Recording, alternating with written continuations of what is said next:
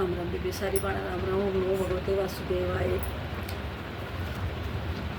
बोल गैस माता की जय।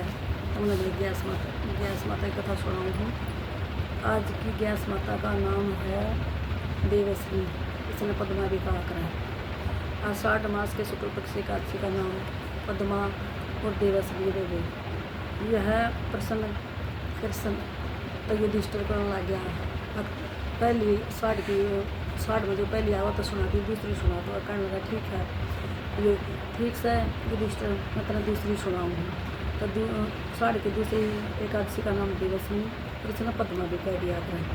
तो उसने पूछने लगा इस एकादशी का सबसे उत्तम महत्व क्या है, इसके प्रभाव से सब वो बोले हे राजेश्वर। इसी प्रश्न का समय नारद जी ने वर्मा जी से किया था। तब उन्होंने कहा था नारद जी आपने इस कलयुग जीवों के हेतु प्रश्न बहुत अच्छा किया, क्योंकि एकादशी का व्रत सबसे उत्तम है। ये सब व्रत लेके सबका बड़ा है। इसके प्रभाव से सब पाप नष्ट हो जाते हैं। इसका नाम देवश्री है, जिससे इसे कोई पद्मा नहीं। इसके विषय में तुम्हें एक पौराणिक कथा सुनाता हूँ, इसे सुनिए। सूर्यवंशी राजा राजेश्वरी माना जाता सत्यवादी महान प्रतापी और चक्रवर्ती था। उसकी प्रजा समस्त धन्य से परिपूर्ण थी, सुखपूर्व रहती थी। उसके शासनकाल में कभी अकाल नहीं पड़ा। एक बार देवश्री ने उस राजा के राज्य में 3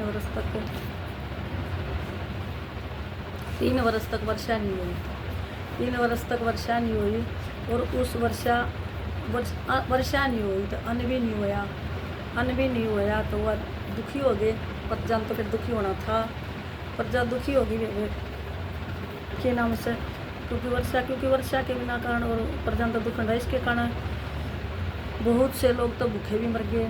अब वह सोचने लगा कि राजा सोचने लगे भगवान को ऐसा उपाय बताइए जिससे मेरे राज्य में इंसान भी मर रहे हैं, पशु पक्षी सब भूखे हैं।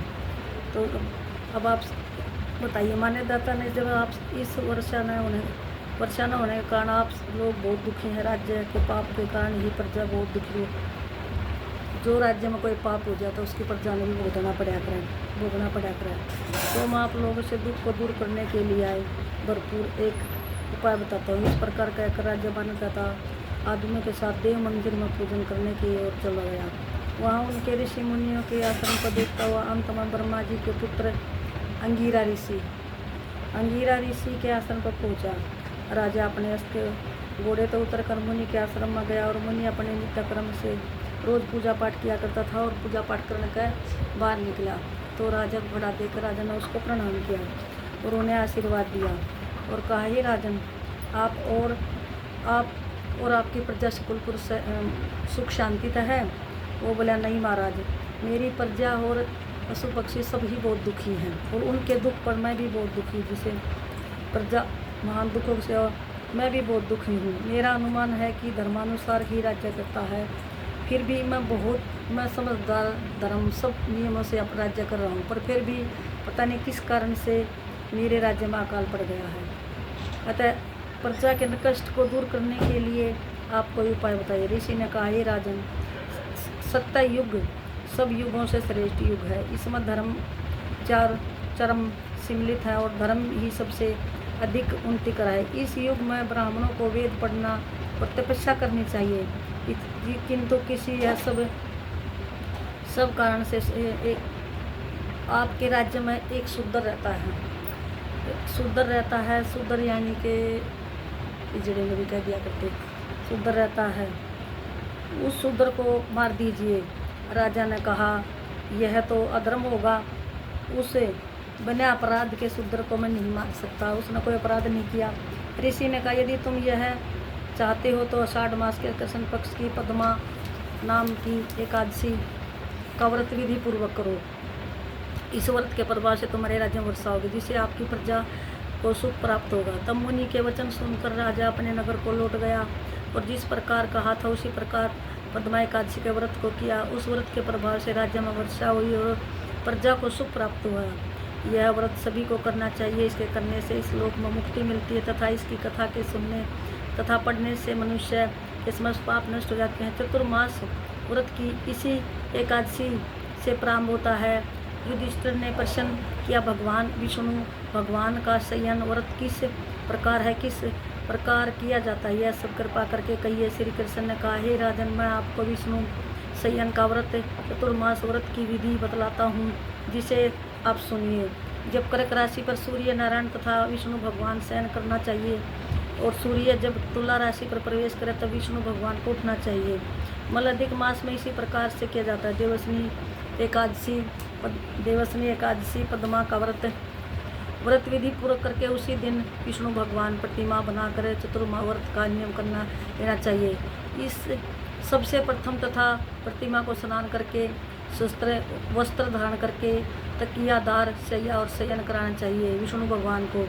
तत्पश्चात धूप दीप नैवेद्य आदि से पूजा करें। भगवान का पूजा शास्त्र ज्ञाता ब्राह्मणों के द्वारा कराई जाए। तत्पश्चात प्रार्थना करें कि हे प्रभु, मैंने आपको शयन कराया, आपके शयन से समस्त विषव सो रहा है। प्रभु, आप जब तक शयन करें तब तक मेरे यहाँ चतुर्मास का व्रत पूरा करें। इस प्रकार से शुभ मनोभावना से स्तुति करें। साथ धातुनादि के नियमों को ग्रहण करना चाहिए। विष्णु भगवान के व्रत को प्रारंभ करने से 5 रात का वर्ण है। देवसनी एकादशी से देवोत्थनी एकादशी तक चतुर्मास व्रत को करना चाहिए।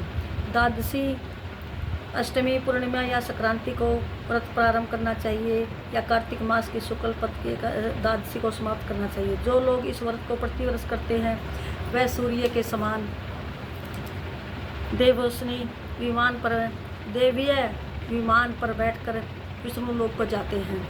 हे नरेंद्र, अब आप इस पृथक कार्य फल का श्रवण करें। जो मनुष्य देवोत्थनी के रंगीन बैलबूट अंकित करता है वह सब 7 जन्म तक ब्राह्मण होता है। जो चतुर्मास में विष्णु को दूध दही शहद और मिश्री द्वारा स्नान कराता हुआ है वह प्राप्त सुख भोगता है। जो पुरुष स्वयं श्रवण भूमि आदि का दान करता है वह स्वर्ग में इंद्र के समान रहता है। जो धूप दीप नैवेद्य पुष्प आदि से पूजा करते हुए इंद्रलोक में वह अक्षर सुख भोगता है। जो लोग चतुर्मास में नित्य तुलसी दल भगवान को अर्पित करता है वह स्वर्ग की तुलसी अर्पित करता है। स्वर्ग के विमान पर सवार हो स्वर्ग जाता है। धूप दीप विष्णु भगवान की पूजा करता है, अंत संपत्ति पाता है। जो चतुर्मास में नित्य ही अश्वत्थ वृक्ष तथा विष्णु की पूजा करता है वह विष्णु लोक को पाता है। चतुर्मास में जो पुरुष संध्या के समय देवता तथा ब्राह्मणों को दीप दान करते हुए विष्णु लोक को पाते। जो मनुष्य भगवान का चरणाव्रत भक्तिपूर्वक लेते हैं वह संसार का आवागमन रूपी चक्र से छूट जाते हैं। जो देव स्थान पर गायत्री मंत्र का 108 बार नियम करते हैं वह किसी प्रकार के पाप से लिप्त नहीं होते। जो मनुष्य चतुर्मास तिलों से गायत्री मंत्र द्वारा होम करते हैं और स्थापित पर तिलों का दान करते हैं उनके समस्त पाप नष्ट हो जाते हैं और उन्हें निरोगी शरीर तथा सुंदर संतान पैदा होती है। जो चतुर्मास में अवधि में अन्न से हवन करते हैं और समाप्त भी घी घड़ा वस्त्रों का दान करते हैं फिर ऐसे थाली होते हैं। जो शिवजी या विष्णु के देवालय में गान करते हैं उन्हें रात्रि जागरण का फल मिलता है। चतुर्मास व्रत करने से मनुष्य को उत्तम ध्वनि करने वाला घंटा दान करना चाहिए। तत्पश्चात भगवान की स्तुति करके ही उन्हें जगत पिता विश्व पिता पाप हरता जो मेरे द्वारा योग्य अथवा अयोग्य कर्मों से पाप उत्पन्न हुए हैं उनको सबको नष्ट कीजिए। इस व्रत में जो नित्य ब्राह्मणों को चरणाव्रत पान करते हैं उनके समस्त पाप दुख का अंत हो जाता है और वह आयुमान तथा लक्ष्मीवान होते हैं। चतुर्मास के व्रत के समाप्त होने पर पश्चात गो का दान करना चाहिए। यदि गोदान में समर्थ हो तो वस्त्र दान अवश्य करें। ब्राह्मणों को नित्य प्रतिदिन नमस्कार करते हैं उनका जीवन फल समस्त पापों से छूट जाता है। जो मनुष्य चतुर्मास की समाप्ति पर ब्राह्मणों को भोजन कराता है उसे आयु राजा धन की प्राप्ति होती है। जो अलंकार दक्षिण सहित सपुत्री कपिला गाय वेद ज्ञाता ब्राह्मणों को दान करता है वह भी चक्रवर्ती आयुष्मान पुत्रदान राजा होता है। स्वर्ग में प्रलय के अंत तक राज्य करता है। जो मनुष्य सूर्य तथा गणेश को नित्य प्रति नमस्कार करते हैं उनकी आयु तथा लक्ष्मी की वृद्धि होती है। यदि गणेश जी प्रसन्न हो जाए तो वह मनवांछित फल पाते हैं। गणेश और सूर्य की स्वर्ण प्रतिमा दान करने से सब कामनाओं की सिद्धि होती है। जो महादेव जी की प्रसन्नता के लिए दोनों ऋतुओं में रूप दान करते हैं या जो प्रतिदिन तिल और वस्त्रों सहित ताम पात्र दान करते हैं उन्हें यहाँ तथा विधि सुंदर शिव भगत पुत्र रत्न उत्पन्न होता है। जो मनुष्य धूप और पुष्पों से ब्रह्मा की पूजा करते हैं वह अन्न वस्त्र दान करते हैं तथा उनके व्रत के समाप्त होने पर शैया दान करते हैं उन्हें अक्षय सुख प्राप्त होता है, कुबेर के समान धनवान होते हैं। वर्षा काल में जो गोपी चंद जैसे उस पर भगवान प्रसन्न होते थे, इस लोक में सुख भोग कर परलोक में मुक्ति पाते हैं। व्रत के समाप्त होने पर उद्यापन करना चाहिए। 4 या 8 पल 48 पल का एक तांबे का पात्र लेकर शक्कर से भरकर वस्त्र फल तथा दक्षिणा सहित ब्राह्मण को दान देना चाहिए। इससे समस्त रोगों का नाश होता है। इस दान के प्रभाव से बलवान कीर्तिवान संतान पुत्र होती है। इस मनोवांछित फल देने वाली हे युधिष्ठिर, इस चतुर्मास व्रत को करने वाला मनुष्य गंधर्व विद्या में निपुण और स्त्रियों का प्रिय होता है। जो मनुष्य चतुर्मास में व्रत में पिपरों को शाक फल आदि दान देते हैं तथा अंत में यदा शक्ति वस्त्र दक्षिणा दान पाते हुए सुखी राजयोग बनते हैं। जो मनुष्य लक्ष्मी या पार्वती की प्रसन्नता हेतु हल्दी का दान करते हैं वे समाप्ति पर चांदी के पात्र में हल्दी रख कर दान करते हुए पुरुष अपनी पत्नियों के साथ तथा स्त्री अपनी पति के साथ अंत सुख भोगती है। इसके प्रभाव से उन्हें सौभाग्य तथा सुपात्र संतान मिलती है और उसकी देवलोक में पूजा होती है। जो प्राणी शिव पार्वती की प्रसन्नता हेतु ब्राह्मणी स्त्री की पूजा करके दक्षिणा वस्त्र शरण शिव प्रतिमा दान करते हैं उन्हें गो अथवा जल दान करते हैं, पुरों को मीठा भोजन कराते हैं, उन्हें सप्रति कीर्ति प्राप्त होती है। इस लोक में सुख को भोग कर अंत में शिवलोक को जाते हैं। जो मनुष्य फल का दान करके अंत में सोने का दान करते हैं उसके समस्त मनोरथ सिद्ध हो जाते हैं। जो मनुष्य आभूषण से युक्त बछड़ा सहित गो दान करते हैं वह इस लोक में ज्ञानी किसी के सेवक नहीं बनते तथा अंत में ब्रह्मा लोक में जाकर पितरों के साथ सुख भोगते हैं।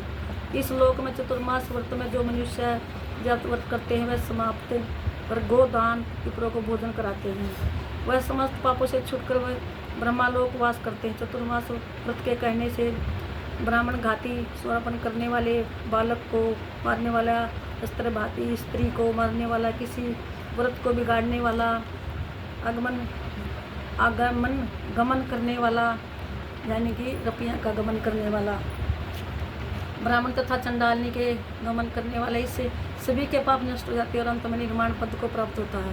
चतुर्मास्य व्रत के पश्चात 64 पल का कासे का प्रदान किया जाए। जो भूमि को लीप कर श्री हरि का स्मरण करे भोजन करते हैं वे आरोग्य प्राप्त कर पुत्रवान और धार्मिक चक्रवर्ती राजा होते हैं, उन्हें किसी शत्रु का भय नहीं होता। जो मनुष्य बिना यातना के आभूषण से युक्त सहित बैल का दान करके दान लेने को 60 रस भोजन कराते हैं विष्णु लोक मिलता है। जो मनुष्य भगवान के शयन कर नित्य रात्रि को जागरण करते हैं अंत में पुरो भोजन कराते हैं उन्हें शिवलोक की प्राप्ति होती है। इस चतुर्मास में व्रत में जो मनुष्य नित्य प्रति एक बार भोजन कराते हैं तथा व्रत के अंत में भूखे को भोजन कराते हैं उन्हें स्वर्ग की प्राप्ति होती है।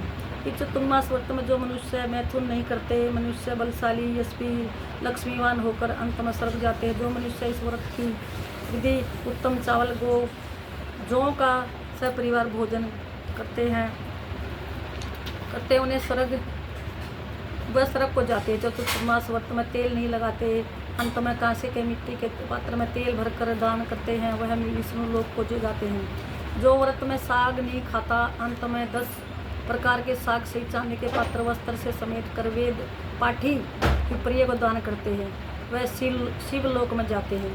जो मनुष्य व्रत में गेहूं का दान कर भोजन करे तथा श्रवण या गेहूं दान करे उसे अश्वमेघ का यज्ञ का फल की प्राप्ति होती है। जो मनुष्य सावन में साग भादों में दही कवार में दूध कार्तिक में दाल को नहीं खाता वह निरोगी रहा करता है।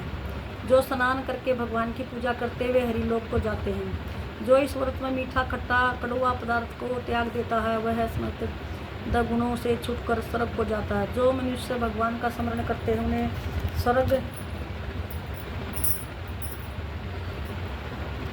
उन्हें जो मनुष्य स्मरण करते हैं उन्हें स्वर्ग धाम का निवास होता है। जो मनुष्य व्रत काल में केवल दूध पर जीवन निर्वाह करते हैं इसका वंश प्रिय के अंत तक चलता है। जिस दिन भगवान शयन से उठते हैं उस दिन विप्रियों को वस्त्र दान भोजन कराना चाहिए।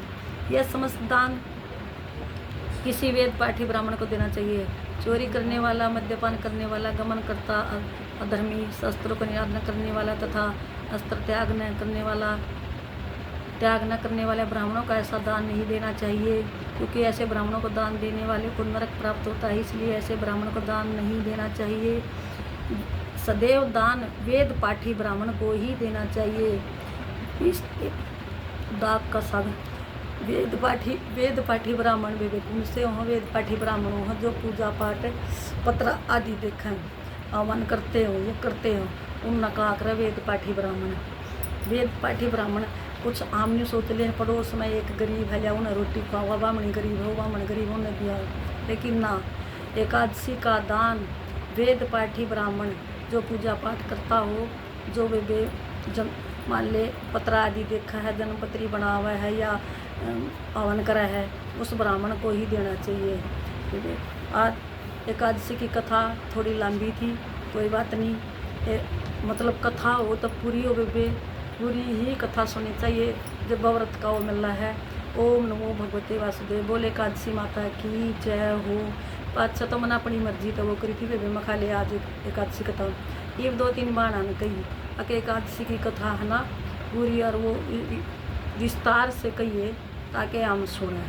तड़के हमने कितने जाना है, बोले हम सुनते चले जाएंगे। मैं कहा ठीक है बेबे, जय सही बोल। एकादशी माता की जय हो। जय देवस्मी एकादशी माता की जय हो। सबको सुख शांति रखिए। माँ ओम नमो भगवते वासुदेव। जय माता की।